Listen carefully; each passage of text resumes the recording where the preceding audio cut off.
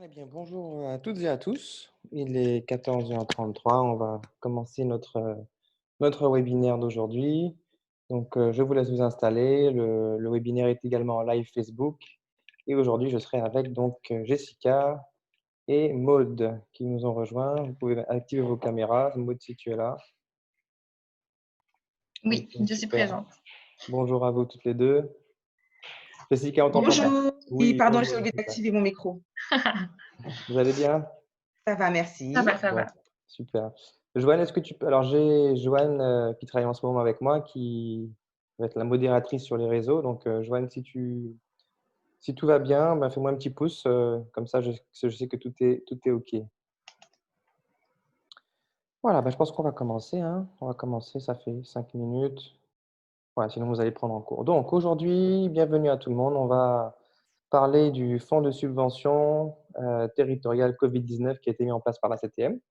Donc, voilà, il y a eu pas mal d'aides qui ont été mises en place et notamment celle-ci.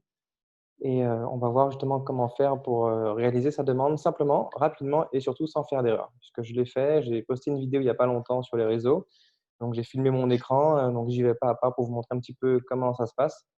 Mais comme je vous disais, il y a toujours un moment où, dans votre situation particulière, vous avez une question, vous avez un doute, peut-être également que les documents qui sont demandés, il y a peut-être des doutes également sur ce qu'il faut transmettre. D'accord, peut-être que vous n'avez pas grand-chose comme document et du coup, vous êtes un peu perdu. Ou alors vous estimez que vous n'êtes pas éligible. Mais voilà, il y a des gens qui sont là pour ça, pour vous aider et pour déterminer l'éligibilité et compléter votre dossier. Alors, quand on est micro, OK, donc les questions ont commencé. Allez-y, posez vos questions. On va faire un point sur les questions juste après. Alors moi, je vais me présenter rapidement. Donc moi, je suis Gillian, cofondateur de plusieurs TPE en Martinique. Et donc pareil, hein, j'ai subi également les conséquences de cette situation. Et donc, il y a une entreprise pour laquelle on était en arrêt d'activité totale, puisqu'on donnait des cours de yoga. Et puis, au contraire, il y a une autre activité mais qui a bien fonctionné, puisque c'est Clicodoc, où du coup, on a eu pas mal de demandes, notamment pour la téléconsultation. Et puis, je me suis rendu compte autour de moi, dans les réseaux d'entrepreneurs dans lesquels je suis inscrit, qu'il y avait quand même pas mal de questionnements sur les aides, sur finalement qu'est-ce qu'on demande, à quel moment, est-ce que je suis éligible, donc, éligible, pardon. Et du coup, il y a plein d'infos qui tournent à droite, à gauche entre les différents groupes et finalement, on ne sait pas par où commencer, on ne sait pas quoi faire. Donc aujourd'hui, on va se concentrer vraiment uniquement sur la demande de fonds de subvention Covid-19. On va faire simple, on va l'appeler comme ça. Et on va traiter uniquement de ce sujet-là aujourd'hui. Ok, donc aujourd'hui, je suis avec Jessica et Maude que je vais laisser se présenter en quelques minutes.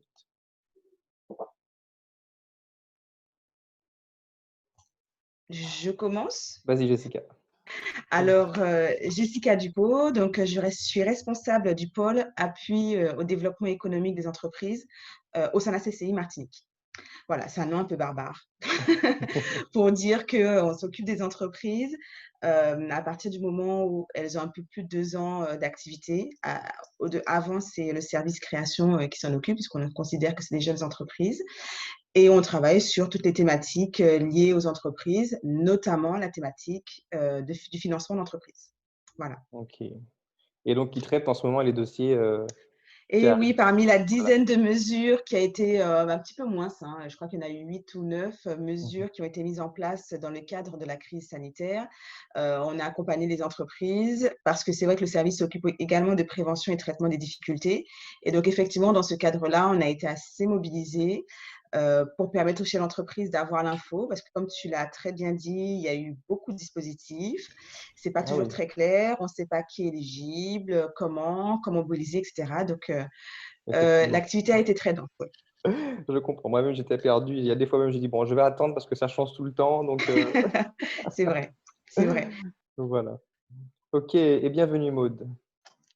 Bonjour, bonjour à tout le monde. Donc, je m'appelle Maud Renard, je suis collaboratrice au sein du cabinet d'expertise comptable Philippe Joc. Et donc, pour nous aussi, on n'a pas chômé pendant cette période, qui est déjà une période de bilan pour l'établissement des liasses fiscales, etc. Mais aussi du fait de la crise, ben, on a dû accompagner davantage nos clients pour toutes les aides justement dont vous avez parlé.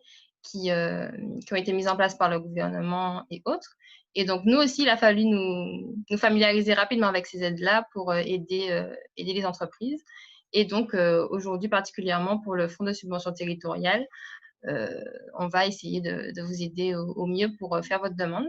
On en a fait beaucoup au cabinet et la plateforme de la CTM a évolué un petit peu au fur et à mesure. Ils ont amélioré un petit peu les choses. Il y avait des petits loupés au début. Du coup, on a contacté aussi les services pour savoir exactement les choses.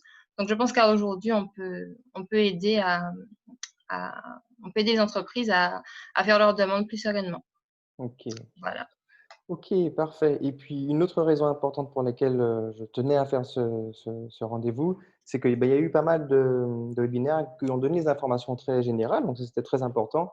Mais maintenant, voilà, il faut rentrer dans le vif du sujet, il faut faire sa demande et du coup, on est un petit peu perdu à ce niveau-là. Et puis, une autre chose importante, c'est qu'en Martinique, on compte à peu près, on va dire, 40 000 entreprises, enfin, je dis grosso modo. Et là, aujourd'hui, j'ai eu les chiffres ce matin, il y a à peu près un peu plus de 4 000 dossiers qui ont été déposés aujourd'hui. Donc, ils ne s'attendaient pas à avoir aussi peu de dossiers compte tenu de ce qu'on entend, du ressenti qu'on a sur la difficulté des entreprises aujourd'hui. Donc voilà, c'est qu'il y a, et encore, j'ai eu encore quelqu'un qui m'a appelé ce matin et qui effectivement me disait qu'elle ne savait pas trop par où commencer. Donc voilà, c'est important de prendre le temps de regarder ce webinaire et, et voir si vous pouvez faire votre demande parce qu'il y a de fortes chances que vous soyez éligible. Et je sais, Jessica, qu'on se discutait au téléphone ce matin et tu me disais que c'est un des premiers fonds qui est assez simple finalement à obtenir. Hein, parce que d'habitude, ils demandent pas mal de pièces alors que là, Oui, enfin, faut bien admettre, même si je sais que parfois les entreprises sont peut-être pas toujours d'accord avec ce que je vais dire, mais il faut bien admettre que la CTM a fait des efforts sur cette subvention.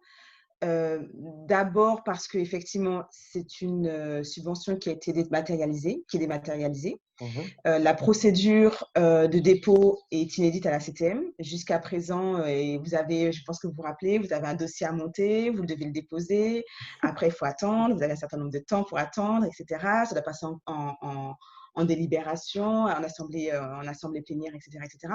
Donc là, il faut bien admettre que la CTM a fait beaucoup d'efforts pour faire en sorte que ce soit le plus rapide possible. Et puis, c'était aussi dans l'idée de respecter le protocole sanitaire, parce qu'effectivement, les gens ne pouvaient pas déposer physiquement le dossier. exactement. Et puis, le deuxième critère, je pense sur lequel ils ont fait des efforts, c'est la régularité fiscale et sociale. Jusqu'à présent, dans le panel des subventions classiques de la CTM, vous devez justifier normalement de la régularité fiscale ou sociale ou à défaut d'avoir au moins un moratoire concernant les dettes sociales et fiscales de l'entreprise.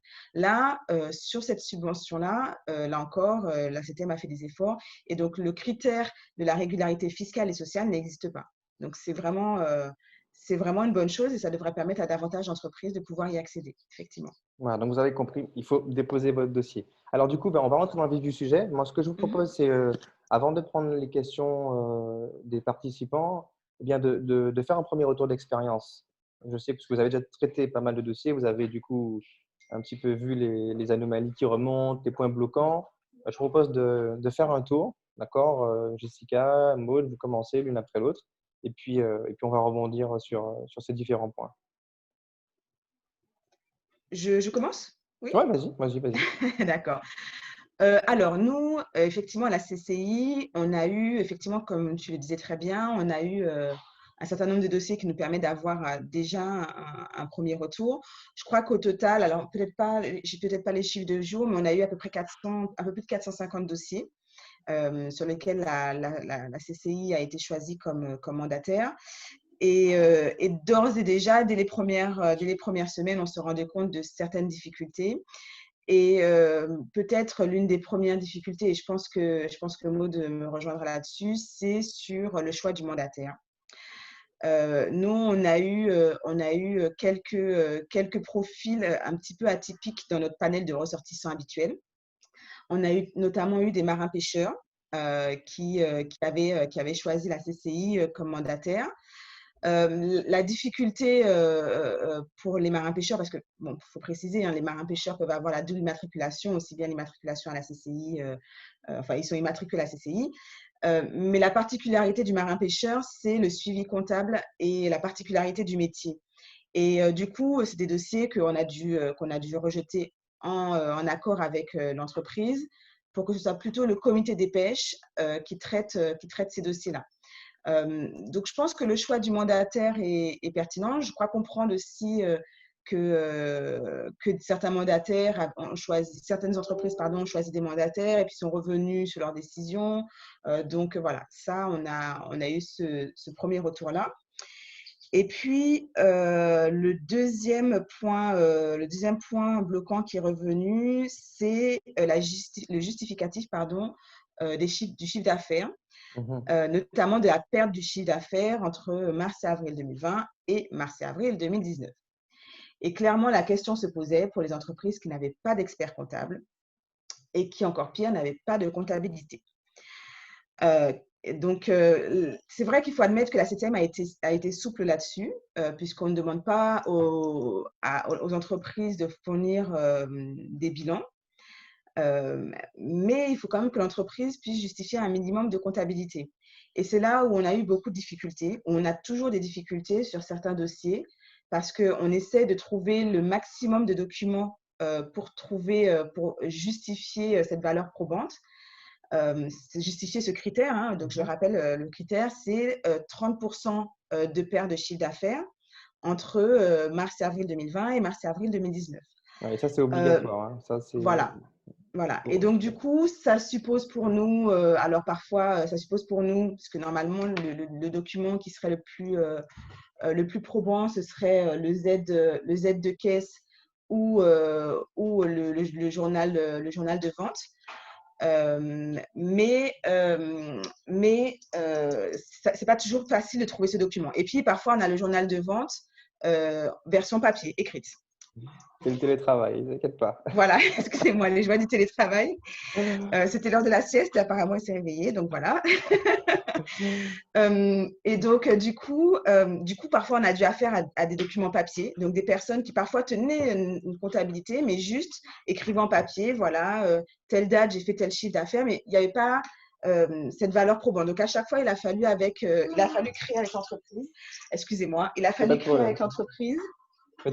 trouver avec l'entreprise le meilleur document probant. Voilà, je vous laisse quelques secondes. Il n'y a pas de souci, Jessica, il n'y a pas de souci. Alors, juste avant que Maud prenne la parole, je vais préciser que le mandataire, du coup, je ne sais pas si tout le monde a bien compris, le mandataire, c'est un intermédiaire, d'accord? Donc, en fait, vous lui transmettez votre dossier, il se charge de valider le dossier, de s'assurer que tout est complet, et ensuite, il transfère ce dossier à la CTM qui ensuite va faire l'instruction et vous envoyer la notification avec le montant que vous allez percevoir. Donc voilà, et donc c'est important de bien choisir le mandataire. Donc soit ça peut être votre expert comptable, parce que quand on regarde la liste, il y a des cabinets d'expertise comptable, mais il y a aussi la chambre des métiers, la chambre de commerce, le comité Martinique et du tourisme, le comité des pêches. Voilà. Donc si votre expert comptable n'apparaît pas dans la liste, vous pouvez choisir un autre organisme. Mais c'est important d'au moins de prendre contact avec le mandataire parce que voilà, ils reçoivent un dossier, du coup, il manque peut-être des éléments et ils ont tellement de dossiers en fait à gérer que il faut également que vous que vous preniez contact avec le mandataire. Maud, je te laisse la parole maintenant. Sauf si Jessica, tu voulais rajouter un point? Oui, non, mais je vais rajouter au fur et à mesure, au fur et à si ça mesure. te va. Ok, parfait. Et désolée encore pour tout à l'heure. Il n'y a pas de problème, il n'y a pas de problème. Vas-y, Maud. Oui. Alors, du coup, je rejoins les 2 points de Jessica. Bon, après, nous, c'est différent en cabinet parce que ceux qui nous ont choisi comme mandataires, ce sont nos clients. Donc, on les connaît déjà. Et donc, forcément, il y avait la possibilité de nous transmettre le dossier à nous. Et nous nous occupions de joindre les pièces. Et on connaît nos clients, donc on est en lien avec eux. C'était plus facile d'avoir les éléments. Concernant les comptabilités qui n'ont pas justement soit de logiciel de gestion avec des documents probants, etc., c'est vrai que nous, en cabinet, on a la possibilité de faire une attestation de chiffre d'affaires. Donc, c'est vrai qu'à ce niveau-là, c'est plus facile. Ce document-là est probant pour la CTM. Donc, l'expert comptable atteste des différents éléments, que ce soit du chiffre d'affaires 2018, du chiffre d'affaires de 2019-2020, des salariés en équivalent temps plein. Tout ça, on peut avoir une attestation à notre niveau. Ensuite, alors peut-être qu'on le verra du coup, Gillian, quand tu vas défiler ton dossier. Ouais, Ce que nous, on avait noté, parce qu'en fait, quand les clients commencent à remplir leur dossier et qu'ils nous donnent la main après, il y a des données que nous, on ne peut plus modifier, notamment la date de début d'activité.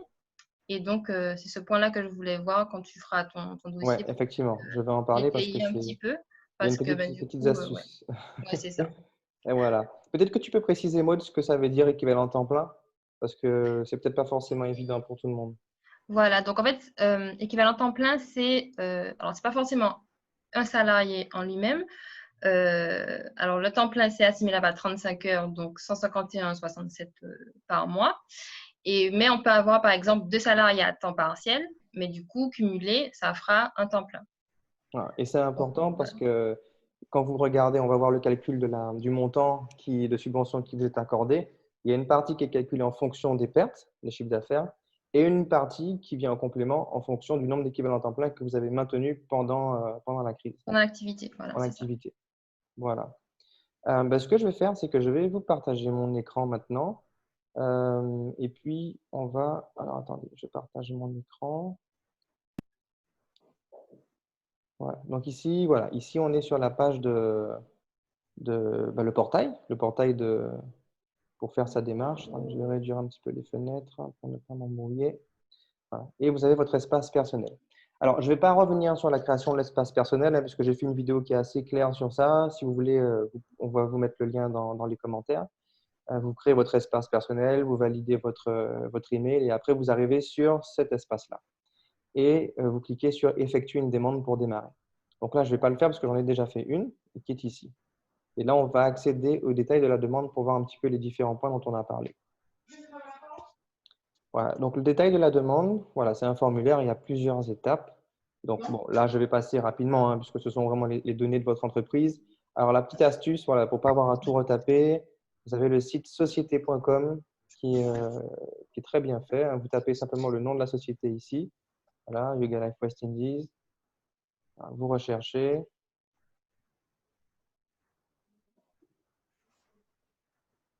Voilà, ça va s'afficher. Voilà.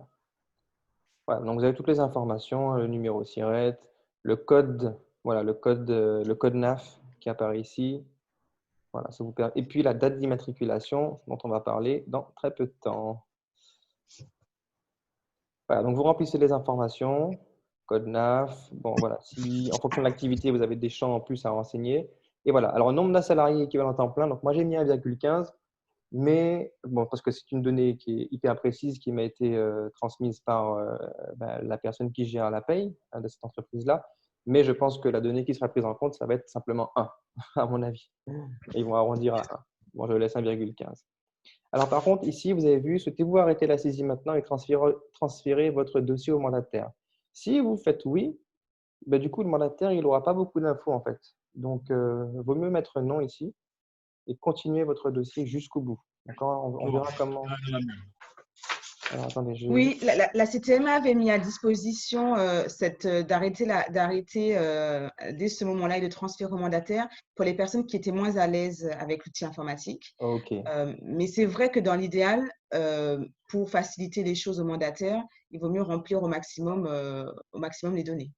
au maximum. Du coup, voilà, donc Et, vous cliquez sur étape suivante. et si je peux me permettre, Ouais, ouais, vas-y, vas-y. Diane, vaut mieux maintenant, surtout quand on n'a pas un mandataire attitré. Comme je le disais, si on a un expert comptable et qu'on a déjà des liens avec lui, il pourra remplir facilement, Oui, aisément tout à fait. la suite.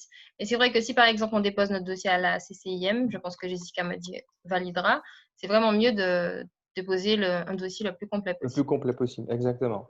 Donc, voilà, vous Alors, ouais. après, en fait, nous, on a estimé, on a calculé, plus le dossier est complet et moins on prend le temps à le traiter.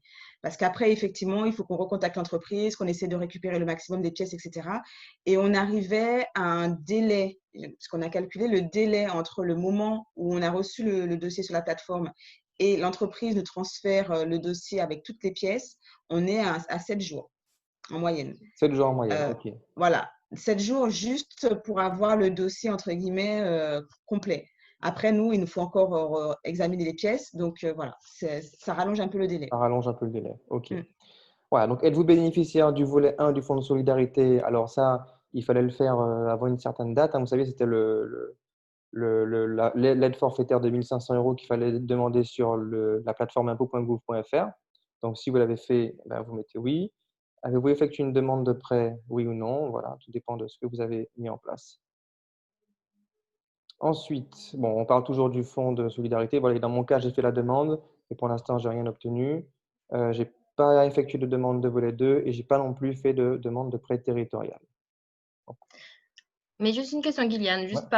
juste par curiosité, ta demande, tu l'as faite pour le mois d'avril? J'ai fait pour le mois de mars et avril. Voilà, mais on Et- verra. D'accord, ok, c'est bizarre parce que ben, les clients l'ont reçu quand même relativement rapidement. Oui, oui, oui. Non, mais moi, je sais que j'ai pris un peu de retard. D'accord, ok. Voilà, donc ici, bon, les coordonnées bancaires. Alors, je passe un peu vite parce que dans la vidéo, j'ai tout expliqué, hein. Donc, vous pourrez prendre le temps, mettre pause, regarder un petit peu les informations. Voilà. Alors voilà, ici, du coup, voilà, je voulais arriver à cette page-là parce qu'en fait, sur cette page, il y a plusieurs éléments importants. La première, c'est que quand vous aurez fini, d'accord, de faire le dossier la toute première fois, vous n'aurez pas cette case orange-là pour transférer le dossier au mandataire. D'accord? Cette case orange, elle apparaît dans un deuxième temps. D'accord? Donc, il faut d'abord faire son dossier complètement et ensuite revenir dessus, d'accord, pour valider. C'est-à-dire qu'une fois que vous avez transmis les pièces, ajouté les pièces jointes au dossier, vous allez revenir sur le dossier et cocher cette case, dossier prêt à être transféré au mandataire, et cliquer sur l'étape suivante. Alors moi, je vais décocher parce que ça, c'est un compte fictif, hein, je n'ai pas des informations correctes, donc je ne vais pas cocher cette case. Mais c'était juste pour mettre le point dessus. Autre point important, c'est la date de création de l'entreprise. Donc là, c'est le 18 janvier 2011, c'est ce qui est écrit là. D'accord? La date d'immatriculation au registre de commerce des sociétés. Mais par contre, la date de démarrage ou de redémarrage de l'activité ne peut pas être égale, enfin, ne doit pas être la même date. D'accord? C'est un petit détail. Je ne sais pas si c'est un petit bug sur la plateforme, mais voilà, il faut mettre un jour après. Ou des fois, l'activité a été mise en sommeil. Donc, des fois, l'activité a été mise en sommeil et du coup, le redémarrage a été bien plus tard, peut-être 2 ans après la date de création de l'entreprise. Du coup, là, il n'y a pas de problème. Mais voilà, je ne sais pas si tu veux intervenir sur ça, Maud. Oui, alors c'est à ce niveau-là que parfois nos clients avaient des petits loupés et malheureusement, nous, on n'a pas la main pour modifier la date quand ils remplissent date de démarrage d'activité. Parce que c'est Et en la fait, première chose qu'on demande, je me rappelle. C'est voilà, dans les conditions d'éligibilité, c'est demandé. exact. Mm. Et du coup, par exemple, si on prend l'extrait CABIS, il y a date d'immatriculation en haut et en bas, il y a date de début d'activité. Donc, normalement, il faut prendre en bas la date de début d'activité. Et normalement, hein, la date d'immatriculation doit être antérieure. Mais il arrive qu'on débute notre activité et que le temps que les formalités se fassent, la date d'immatriculation soit après. Ok. Du coup, la façon dont toi, tu l'as rempli sur ta vidéo est pas mal. Alors, si dans le cas de votre CABIS, hein, le démarrage d'activité, c'est par exemple le 2 juillet 2010 et que la date d'immatriculation, c'est le 1er juillet. C'est parfait, il n'y aura pas de souci. Mais parfois, ça peut être début d'activité 2 juillet 2011 et puis la date d'immatriculation du CABIS peut venir après. Un peu après. Mhm. Donc, Du coup, vous ne pourrez pas remplir le dossier. Ça va bloquer. voilà, ça nous bloque. Alors, malheureusement, on a mis du coup une date antérieure à la date d'activité, un jour avant. Mhm. On a transmis l'extrait CABIS, comme ça, ils auront l'élément probant prouvant la date. Mhm. C'est vrai que le mieux est de, comme tu l'as fait, partir de si on a cette anomalie, entre guillemets, sur le CABIS, partir de la date de De création. création qu'on a, et puis mettre le jour d'après Voilà. en date d'activité. Ok. Donc, pour récapituler, vous regardez votre CABIS, vous regardez la date de création de l'entreprise et vous mettez un jour après pour la date de démarrage de l'activité. Ok. Voilà. Et Donc, je pense qu'il faut ouais. bien échanger avec le mandataire quand on est dans le cas d'un démarrage avant la date d'immatriculation. Comme ça, le mandataire, parce qu'on n'a plus la main pour pouvoir modifier, le mandataire peut le mettre dans les commentaires Ok. lors du transfert du dossier à la CTM. Donc, il faut vraiment ne pas hésiter à échanger avec le mandataire sur cette question. Ok. Parfait. Voilà, donc le chiffre d'affaires doit être inférieur à 1 à 2 millions d'euros pour pouvoir être éligible. Donc, vous voyez que moi, ça passe tout juste. J'ai 1 999 999. Et ensuite, vous renseignez le chiffre d'affaires de mars, avril 2019, mars et avril 2020. Donc là, petit point sur le chiffre d'affaires. Donc voilà, Jessica a parlé des extractions depuis votre outil de gestion. Euh, Vous pouvez remettre également un Z de caisse sur le mois. Enfin, il faut pouvoir en fait justifier de ces chiffres parce qu'il ne faut pas qu'ils sortent de nulle part, évidemment, hein. C'est quand même assez Mm. contrôlé, hein, ces subventions. Donc, il faut donner des éléments. Et petit point, donc, quand on parle de chiffre d'affaires, c'est ce qui est facturé. D'accord? C'est pas ce qui est Oui. encaissé. Vous avez peut-être facturé en février et encaissé l'argent en mars. Cet argent-là qui est encaissé, qui arrive sur le compte en banque en mars, il n'est pas pris en compte dans le chiffre d'affaires de mars. Oui, d'accord, hein, Mm. c'est vraiment le chiffre d'affaires, ce que vous avez facturé, que ce soit payé ou pas. Et pour préciser, parce qu'on a eu le cas d'entreprises individuelles qui n'avaient pas forcément de comptabilité, ce qu'on fait avec le chef d'entreprise, il nous fournit les relevés bancaires correspondant, montrant les rentrées, les encaissements correspondant au chiffre d'affaires de mars 2019 et avril OK. 2019. En fait, ce que je veux dire, c'est qu'il y a moyen de trouver des solutions dans Mhm. la mesure où on discute avec son mandataire.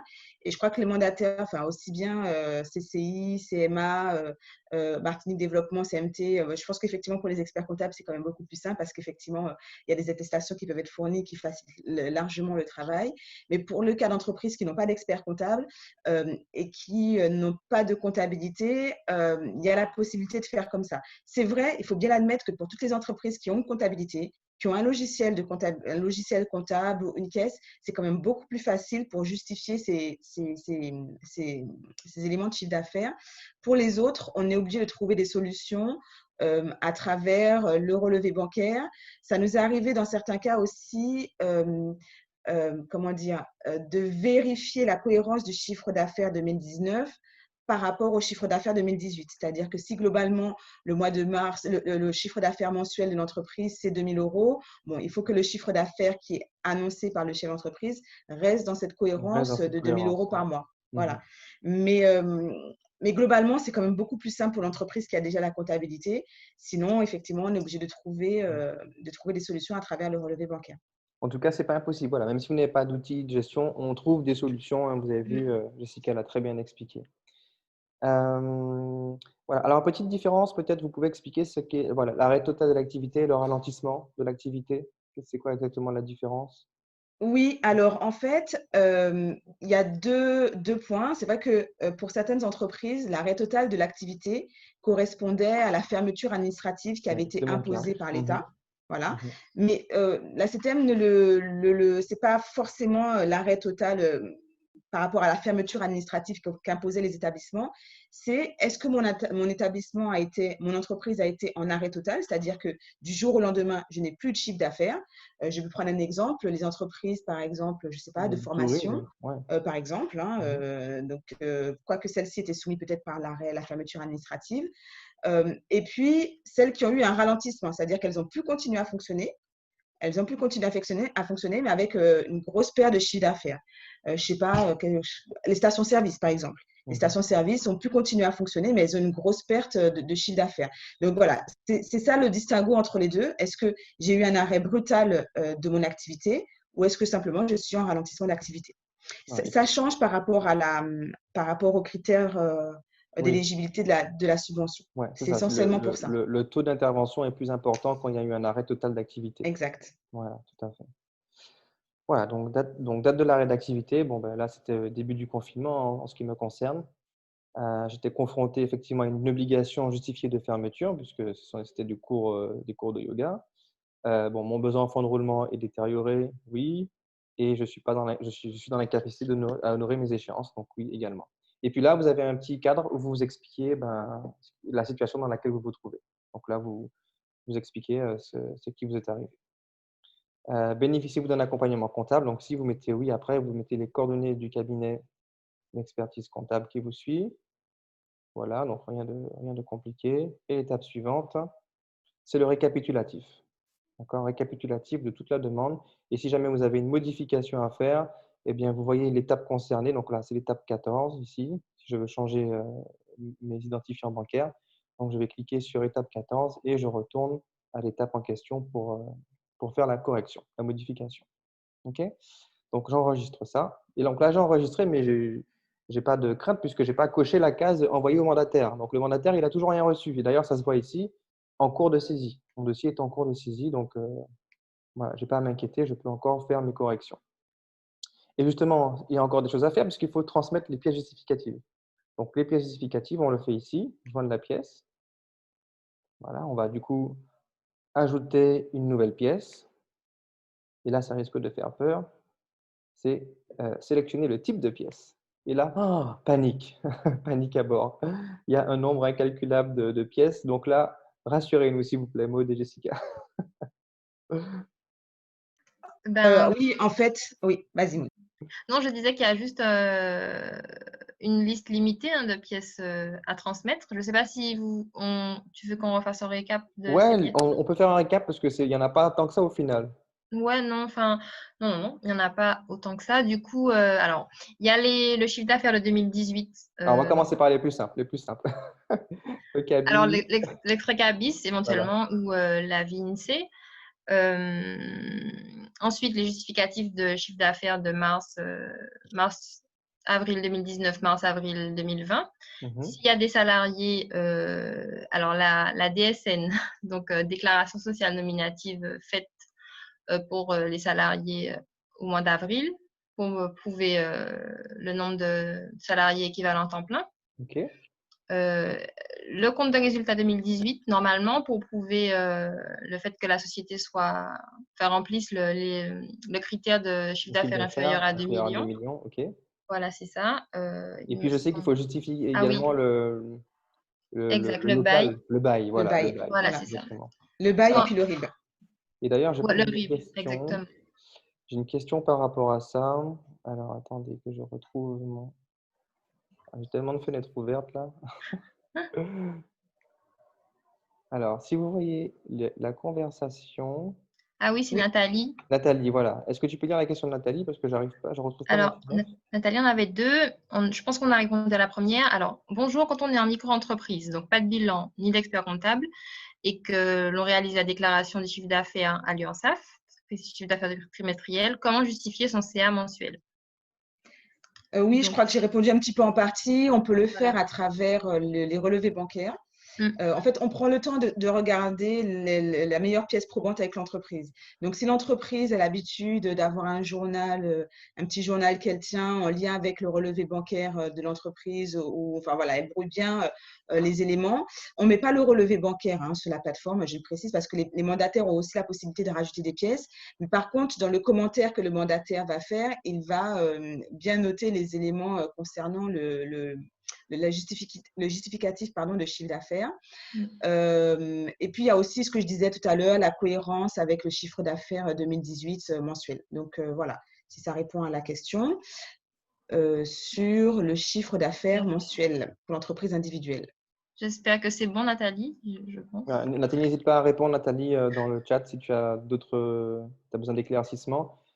Et du coup, elle avait une deuxième question, c'est par rapport à comment justifier la domiciliation de l'activité à son domicile. Est-ce qu'on le fait avec la vie CFE? Donc, nous, d'un autre côté, on avait transmis à nos clients une attestation d'hébergement très simple, disant, je sous-signais, atteste sur l'honneur que ma société est hébergée à mon domicile, signé du gérant, et c'était suffisant comme justificatif. Jessica, je ne sais pas si… Oui, nous, on a fait, on prend simplement une facture d'eau, d'électricité au nom du gérant pour les entreprises individuelles. D'accord. En Voilà. lien avec effectivement le cabis ou la vie sirène, effectivement, ça, c'est suffisant. OK. OK, parfait. OK, bah, très Après, il y bien. a le cas d'entreprises qui sont, comment dire, qui occupent des locaux, mais qui ont une convention de mise à disposition, ce genre de choses. Donc, celles-là, il ne faut pas éviter, faut pas oublier, enfin, elles peuvent ne pas hésiter à transmettre ces documents, soit des conventions de mise à disposition, ou il y en a qui ont aussi des autorisations. Les AOT, Occupation Voilà, merci, temporaire. des AOT, j'ai cherché le nom. dans Voilà, le donc tourisme notamment. Ouais. voilà, exactement, pour pouvoir permettre de justifier la maîtrise du foncier. OK. Donc, vous voyez rien de bien compliqué. Il faut juste voilà, que les choses soient bien claires. et vous êtes en mesure de faire votre demande de subvention. Alors maintenant, combien vous allez toucher? C'est une grande question, une question importante. Alors pour ça, on a fait un petit fichier Excel très simple pour calculer ça. Je vais vous le partager, comme ça vous allez voir. Alors, est-ce que je l'ai affiché? Ok. Alors, pourquoi je ne le vois pas? Deux petites secondes. Ok, voilà.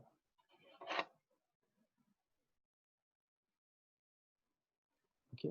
Maud, tu vois mon fichier? Oui, c'est bon. Voilà. Donc, on va prendre un exemple. Voilà, il y a déjà des éléments remplis. Donc, vous avez en 2019, donc mars-avril, hein, donc c'est les 2 mois, c'est Cumulé. l'addition voilà, cumulée.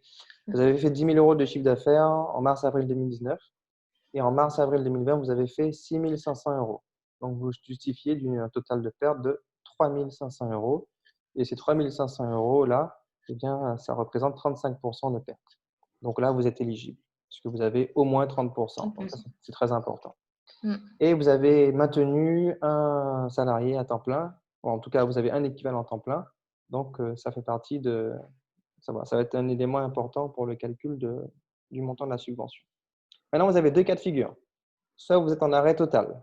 Donc, du coup, le taux pris en compte, c'est 30%. Soit vous êtes en ralentissement et du coup, le taux, ça va être de 10%. Maintenant, 30% de quoi? C'est 30% du total des pertes. Donc ici, la subvention qui va être accordée liée à la perte de chiffre d'affaires, elle est donc de 1 050 euros dans le cas où je suis en arrêt total d'activité parce qu'en fait, je prends 30% de 3 500 euros. OK? Maintenant, si je suis en ralentissement, c'est le même calcul, c'est 10% de 3 500 euros, donc 350 euros. OK? Donc maintenant, on va passer à la subvention liée au maintien de l'emploi. Et là, c'est très simple, c'est 1 000 euros par 1 000 euros. équivalent temps plein. D'accord? Donc là, j'ai un équivalent temps plein, donc c'est 1 000 euros, quel que soit le cas de figure.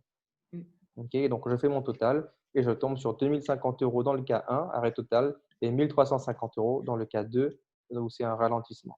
Donc là, c'est une estimation, hein. Je ne prends pas d'engagement sur le total que vous allez recevoir, hein, d'accord? Mais en tout cas, le calcul qu'expliqué sur la plateforme, c'est C'est comme ça que celui-là. nous l'avons C'est compris. ça. Maintenant, cas de figure un peu particulier, imaginons que vous fassiez 50 000 euros de chiffre d'affaires et vous êtes tombé à 10 000 euros en 2020. Donc là, vous avez eu des pertes de 80%, 40 000 euros de pertes. Et vous remarquez qu'ici, la subvention, elle fait 12 000 euros. Mais vous n'allez pas recevoir 12 000 euros parce qu'elle est plafonnée à 10 000 euros. D'accord? Et dans le cas d'un ralentissement, elle est plafonnée à 5 000 euros. Donc là, 4 000 euros, ça passe. Mais si on augmente les chiffres ici, voilà, vous pouvez dépasser les 5 000 euros, mais de toute façon, voilà, le montant est plafonné. Donc, c'est entre 1 000 et 10 000 euros pour l'arrêt total et entre 1 000 et 5 000 euros dans le cas d'un ralentissement d'activité. Et puis, il y avait un cas de figure un peu particulier, Maud, c'est si l'activité avait moins d'un an, je crois. Voilà, alors, si on est une activité de moins d'un an, mais de plus de 6 mois, puisqu'il y a quand même les plus de 6 mois qui sont une condition importante, alors là, du coup, c'est un forfait. Il n'y a pas de comparatif, forcément, il n'est pas possible. Et donc, pour l'arrêt total d'activité, c'est un forfait de 1 500 euros. Et pour le ralentissement, ce sera 1 000 euros. 1 500 Donc, quels dans que le cas de l'arrêt soient les total. salariés, quel que soit… OK. Et 1 000 euros Voilà. pour le ralentissement. D'accord. Voilà. Et du coup, petite question, quand on est dans ces cas de figure où on a moins d'un an d'activité, qu'est-ce qu'on doit fournir comme pièce pour le chiffre d'affaires? On doit fournir quelque chose? Le chiffre d'affaires 2019. OK, donc sur les mois 2019. D'accord. Voilà, forcément, il n'y a pas 2018, donc 2019 qu'il faut transmettre et aussi les mêmes justificatifs pour les mois d'avril et de mars 2020. OK, très bien. Ouais. Très bien, très bien. Bon, eh bien, voilà, je crois qu'on a fait le tour un petit peu des différents points. Je vais reprendre le fil, le chat pour savoir s'il y a des questions. Voilà, donc là, voilà, nous sommes à votre disposition encore quelques minutes. Donc, si vous avez des questions, n'hésitez pas à nous les poser maintenant. Voilà, comme ça, Maud et Jessica pourront vous répondre. Le document Excel, si vous le voulez, je peux vous l'envoyer, hein. Vous verrez que à la fin de la vidéo, je vais vous mettre un lien dans les commentaires pour vous inscrire à la newsletter où vous pourrez recevoir des informations justement pour vous aider au quotidien dans votre business. Et du coup, si vous voulez que je vous envoie le fichier Excel, vous rentrez juste votre prénom et votre email. Peut-être que Joanne, tu peux mettre le lien déjà dans le commentaire. Ok, voilà. Ok, bon, mais peut-être un dernier mot, peut-être Maud, Jessica, avant qu'on clôture notre webinaire d'aujourd'hui. Moi, je dirais de ne pas hésiter à faire cette demande parce que comme on a vu, finalement, c'est assez simple, les documents qui sont demandés, et puis ça reste une aide, donc pas de remboursement à la fin, et je pense que tout le monde en a besoin cette période. Tout à fait. Mm. Jessica, le mot de la fin? Oui, moi je rejoins ce qu'a dit Maud. Effectivement, vu la simplicité du dépôt de dossier, je ne saurais qu'inviter les chefs d'entreprise à aller sur la plateforme et de déposer leur dossier. Je crois que différents acteurs sont présents pour accompagner aussi les entreprises qui auraient des difficultés à rentrer. Je sais que pour certaines personnes, ce n'est pas forcément évident d'avoir les pièces. Donc, il y a souvent des possibilités de pouvoir déposer des plateformes, les pièces chez quelqu'un. Enfin, par exemple, nous, à la CCI, on peut déposer au sein de la CCI, puis si quelqu'un se charge de les scanner pour pouvoir les mettre sur la plateforme. Je sais que certaines chefs d'entreprise m'envoient des photos sur WhatsApp de leurs documents. Donc, on trouve des solutions. Ah ouais, On trouve des solutions. Donc, tout ça pour vous dire que, voilà, de ne pas hésiter à déposer à faire la demande. Je sais que là, en ce moment, les entreprises sont très focalisées sur la reprise. Oui. Mais c'est vrai qu'aussi, on a bien vu durant cette période qu'il y avait un fort besoin en trésorerie. Et que du coup, c'est la possibilité d'avoir un petit peu de trésorerie pour soulager, peut-être pour acheter un peu de marchandises, pour relancer les activités, etc., etc. Donc, voilà. Tout à fait. Et puis, juste un petit mot pour dire que la CCI Martinique se tient à votre disposition, soit effectivement à travers, on a mis en place un numéro vert, donc pour ceux qui ont peut-être quelques difficultés sur cette subvention ou sur d'autres, de ne pas hésiter à proposer le numéro. Okay. Ah oui, je te donne peut-être ce numéro. Oui, exactement. 0800 ouais. 0800 28 10 28. 28 10 28. Voilà. Je l'ai mis en commentaire. Ah ben, Joanne a été. Ah non, je l'ai envoyé à Joanne, pardon. Tout le monde. Nathalie a demandé si la date était le 15 ou le 30, la date limite finalement. Ah, c'est une belle question, Nathalie. J'allais y venir, tu m'as devancé. Eh bien, tu réponds? Non, vas-y. Je suis en train de mettre ton numéro dans le commentaire. D'accord. Alors, la première date, initialement, c'était le 31 mai, je crois. La toute première. Voilà, la toute première, c'était le 31 mai. L'ACTM a annoncé un petit délai qui était le 15 juin. Et j'ai cru voir hier ou ce matin qu'ils ont annoncé finalement le 30 juin. 30 juin, tout à fait. Voilà. Mais ce n'est pas à jour sur la plateforme. C'est encore écrit 15 c'est pas encore, voilà, c'est pas encore Ouais. à jour sur la plateforme. Ceci dit, je ne saurais que conseiller aux entreprises de ne pas attendre la date du 30 juin, de le faire au maximum en amont, parce qu'on a bien vu, il y a quelques bugs. Même nous, parfois, en tant que mandataire, on a du mal à valider certains dossiers parce qu'il y a des bugs sur la plateforme. Donc, de ne pas attendre le dernier moment et de ne pas hésiter à le faire avant. Mais sinon, effectivement, la date, même si ce n'est pas encore à jour, c'est le 30 juin. D'autant que les dossiers sont traités par ordre d'arrivée, donc plus on dépose tôt, on est à 4000 et quelques. Voilà quoi. Donc, voilà. Et ils en attendent encore. 4000, c'est pas assez. Les stats sont trop faibles, ça. donc il y a beaucoup de TPE. Ouais, c'est plus de 95% du tissu local sont les TPE, donc on est très loin du compte. Donc voilà. Donc pour récapituler, vous avez le mandataire et n'oubliez pas d'envoyer le dossier au mandataire parce que on peut faire sa demande et puis penser qu'on l'a faite parce que là j'ai eu Monsieur Lafontaine justement qui un peu chapeaute ce dispositif et il y a quelqu'un qui a déposé son dossier le 7 mai, donc au tout début, mais il l'a jamais envoyé au mandataire. Donc, il y a beaucoup de cas comme ça effectivement. Ouais, il arrive que maintenant. Alors il aurait pu être parmi les 10 premiers, maintenant il est numéro 4033.